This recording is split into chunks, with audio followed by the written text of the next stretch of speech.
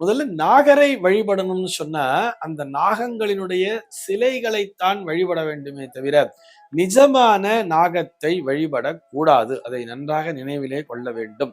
இது நாகம் போல் உருவகப்படுத்தி வைத்திருக்கிறார்களே தவிர அந்த நாகரினுடைய சிலைக்குத்தான் அபிஷேக ஆராதனைகளை செய்து வணங்க வேண்டும் என்று நம்முடைய சாஸ்திரமானது சொல்லி இருக்கிறதே தவிர நம்ம நிஜமா ஒரு பாம்பை பிடிச்சு கொண்டு வந்து வச்சுட்டு அதுக்கு நான் அபிஷேக ஆராதனை எல்லாம் பண்றேன்னு சொன்னா அது நிச்சயமாக நம்மை கொத்தத்தான் செய்யும்.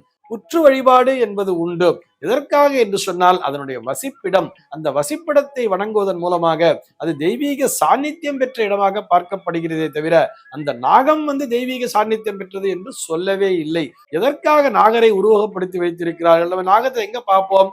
எல்லா சுவாமியினுடைய உடம்பிலும் பார்க்கலாம். அதாவது பரமேஸ்வரனுக்கு கழுத்தினை சுற்றி கொண்டிருக்கும். மகாவிஷ்ணு பொறுத்த வரைக்கும் ஒரு பாம்பனையிலேயே படுத்துக் கொண்டிருப்பார். ஒரு பாம்பையே மெத்தையாக்கி அதன் மேலேயே படுத்துக் கொண்டிருப்பார்.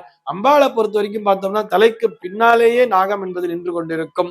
இப்படி ஏன் நம்ம பிள்ளையார் கூட பார்க்கலாம். பிள்ளையாருக்கு பார்த்தோம்னா நாகராஜ யக்யோபவீதகராய நமஹா என்றே பெயர். அதாவது நாகத்தையே தன்னுடைய யக்யோபவீதமாக, அதாவது பூணூலாகவே அவர் கட்டின்னு இருப்பாரா நாகத்தை. நம்ம நிறைய பிள்ளையார் கோயில்ல பார்க்கலாமே, இடுப்புலயே நாகத்தை பெல்ட் மாதிரி சுத்தின்னு இருப்பார். நாகம் இப்படி சுத்திட்டு இப்படி வயிற்றுல இப்படி நின்று இருக்கும் நாகம் பார்த்தோம்னா. அதே மாதிரி சுப்பிரமணிய சுவாமிக்கு பார்த்தோம்னா நாகசுப்பிரமணியம் என்றே பெயர் தெரியுமா? கால்களுக்கு கீழே ஒரு நாகம் என்பது, அதாவது ஒரு மயில் இருக்கும், அந்த மயில பக்கத்திலே ஒரு நாகம்ங்கிறது நின்று இருக்கும்.